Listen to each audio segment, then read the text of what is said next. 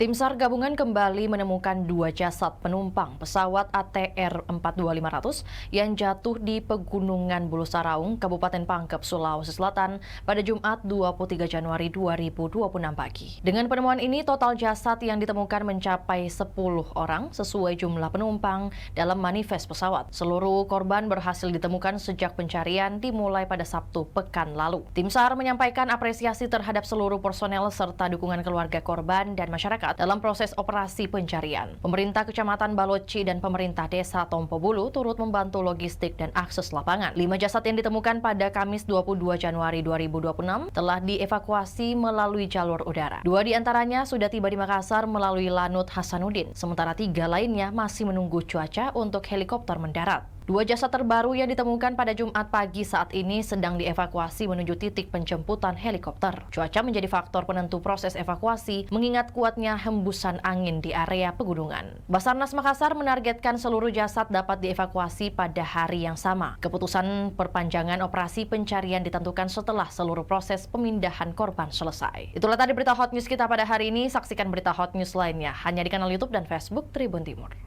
Download Tribun X sekarang, menghadirkan lokal menjadi Indonesia.